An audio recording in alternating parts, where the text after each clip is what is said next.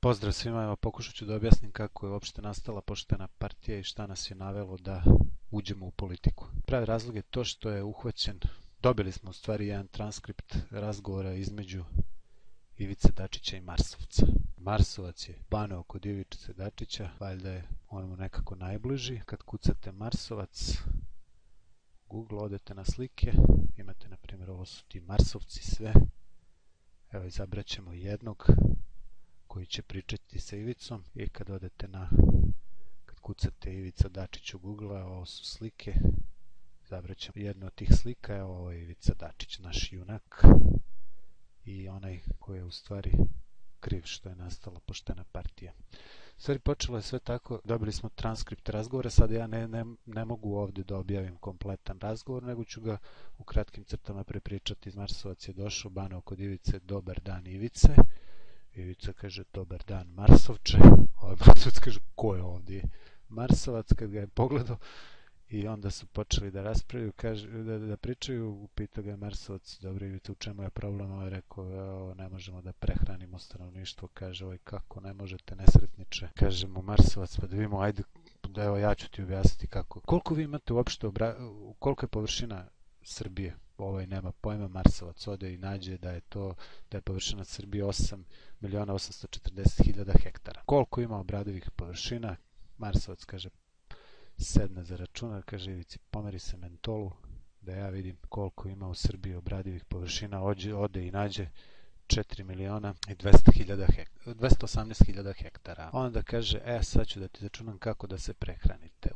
Nađe prinos pšenice koliki je, nađe da je prinos pšenice prosječan oko 3,5 tone, mada može i 4,5 tone, evo ovde, a ima i do 10 tona po hektaru. Dobro, uzet ćemo 3,5 tone, kaže on Ivici. Evo Ivici, sad ću da ti postavim jednu proporciju koju i na Marsu znaju. Ako jedan stanovnik godišnje neka troši dnevno 400 grama pšenice, što je nemoguće, za godinu dana će potrošiti 150 kila, vas ima 7.200.000 naprema x, to dobit ćete rezultat da vam je potrebno 1.080.000.000 kilograma pšenice. Kad to podelite sa 3,5 tone po hektaru, dobijete da je za to potrebno 308.571 hektar ili 7% obradivih površina. Vazduh imate, vodu imate, sad vam je ostao problem hrana. Evo imate i hleba.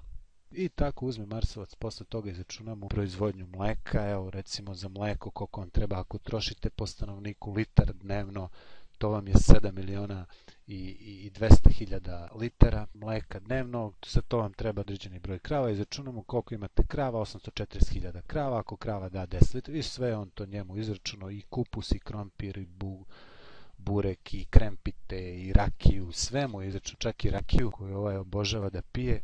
I sad Ivica premudri kaže Marsovcu, lako je to, kako kad ja nemam naftu.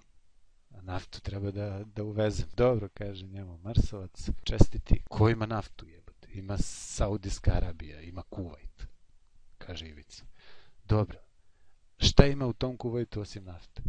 Pa ima peska, ima ovog, dobro. Jel ti u Kuvajtu moraju da jedu nešto? Moraju. A jel ima taj u Kuvajtu futuškog kupusa? Nema. A jel ima užučke pršute? Nema. A jel ima leskovačke paprike? A jel ima ivanjičkog krompira? Nema. Vidiš, uzmeš lepo futuški kupus i leskovačku papriku koju on ne može da proizvede nigde, koja ne može da se proizvede nigde na svetu, i onda se s njim trampiš, daš mu to, a uzmeš za sebe gorivo koliko ti treba. A u ostalom, ovoliko koliko vama treba pšenice, da uzmete ralo drveno i volove, mogli bi da se prehranite. I mogli bi da zasadite i kupusa, i paprike, i pasulja, i krempita, i rakije da ima za tebe da se užvrljosaš, kaže njemu Marsovac. A sada se opustimo malo u jednu pesmu koju izvodi premijer i jedan njegov govor gde je mrtav trezan. Posle ćemo čuti dalji tok razgovora između njega i Marsovca.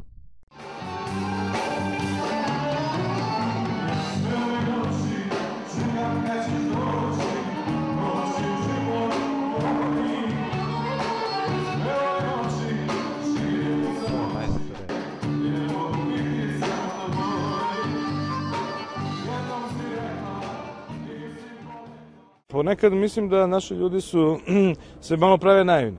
Pa nije valjda ovaj narod lud. Nije valjda nemoj ljudima da pričate bajke, svi redom koji se bavimo politikom. Svaka mu je zlata, mudrost. Ponekad mislim, pa naravno da neće, pa evo videli ste, to su pričali i do sada da neće. Posle toga kaže Ivica, pa jeste to sve tako, ali kako ću kad nekako ipak bi ja da vodim državu. Pa kaže mu Marsovac, slušaj Ivice, kao što vidiš ti si jedna pijandura, ti treba sediš i piješ, ne treba ti se baviš time, nego lepo skloniš se, naplatiš to dobro i pustiš one koji znaju da računaju, neko oni rade. Kaže mu Ivica, pa dobro, pustio bi ja njih, ali nekako ja ipak najviše bi voleo da ja ako mogu ikako.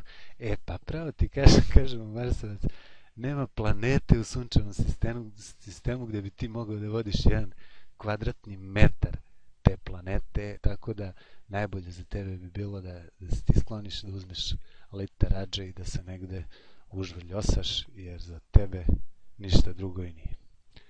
Onda smo iz Poštene partije počeli da razmišljamo u tom pravcu, čekaj malo.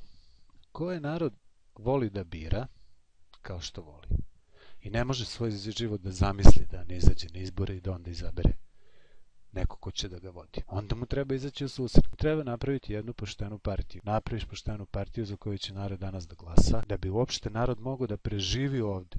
Jer u Srbiji je trenutno pitanje, nije pitanje da li se živi bolje ili lošije, ovde je pitanje opstanka, da li ćemo preživeti, da li ćemo imati leba, mleka. Da bi to uopšte moglo da funkcioniše, moraju da rade oni koji znaju da računaju. Da kad bi mi ili uopšte bilo koja politička partija ovde, ako već narod traži političke partije, vole da biraju, a pojma nemaju, onda lepo neka izabere nekog ko će da se skloni, a da posao vode stručnjaci. Inače, drugačije se prehraniti ne možemo.